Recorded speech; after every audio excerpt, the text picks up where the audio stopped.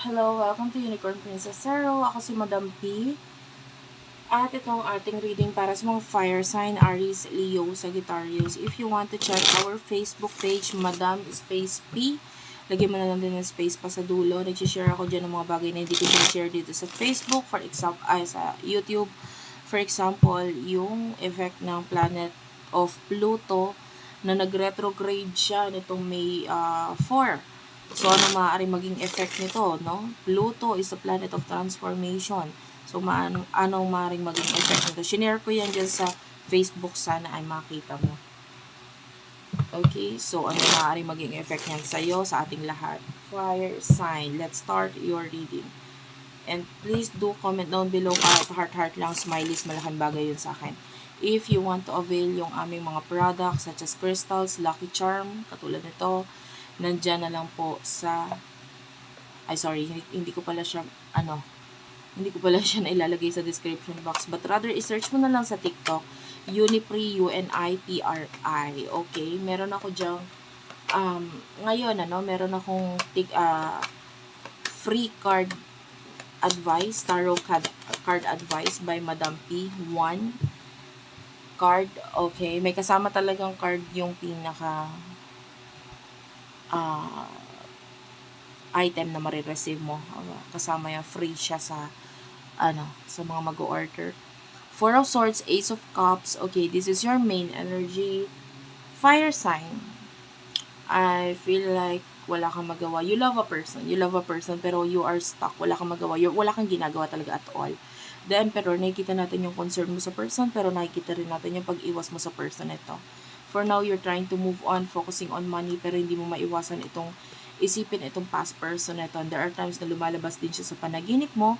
And also, yung pagde-daydream mo sa taong to, yung parang tipong kumakain ka lang, tapos biglang maaalala mo siya, maiisip mo siya, yung nakaraan sa inyong dalawa. You keep on praying for this person or regarding this past. But, yeah, I don't see any actions mula sa'yo. You just love the person. But, there's no action. But, guys, you are the fire sign. Diba? You are a passionate lover. You are a person na talagang palaban. Or you are an action person. You take action. But, I don't know what's happening here. Pwedeng guys, yung iba sa inyo, you could be the cross watcher. Or ang person mo is a fire sign. Kasi pwede naman talaga magkapalit-palit ang roles. Depende sa nangyayari sa inyo. Okay, so sino tong person nakakonect mo? Fire sign. Person nakakonect mo? Fire sign. Okay, person nakakonect ni fire sign. Pasensya ka na kung naalog-alog yung camera pag nag-shuffle ako. Hindi po maiwasan yun kasi nakapatong lang yung pinaka-stand dito sa aking table. So, okay, you do have here the Page of Swords. Okay, tell me about the Page of Swords, the person that you're dealing with.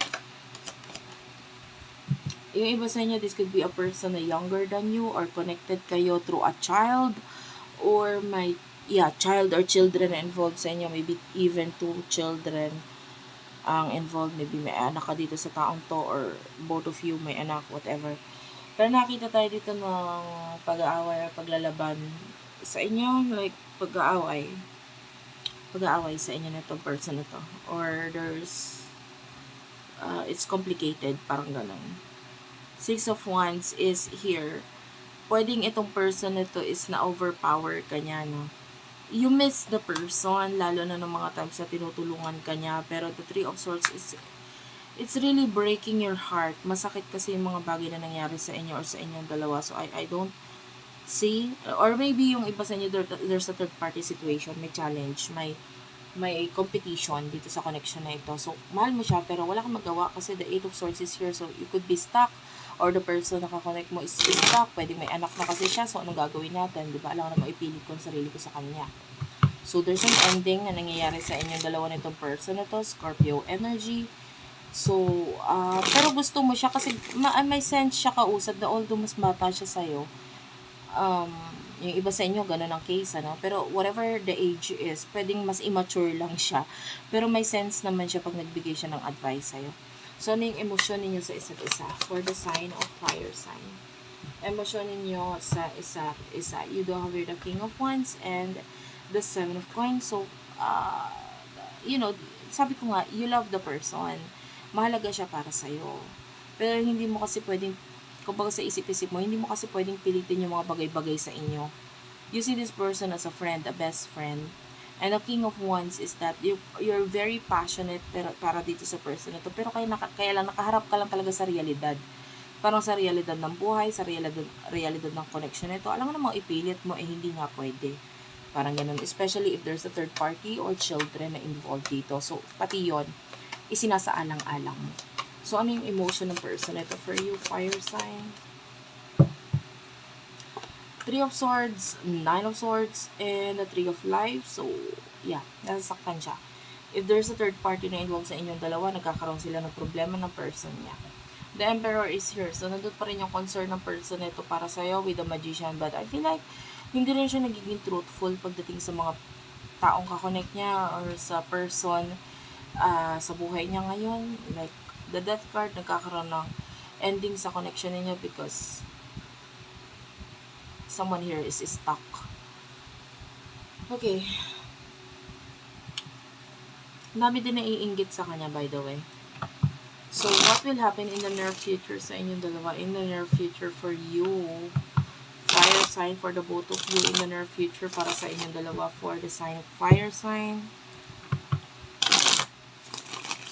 In the near future para sa inyong dalawa for the sign of fire sign. In the near future para sa inyong dalawa. You over the 4 of Wands, the Ace of Coins, and the 8 of Cups.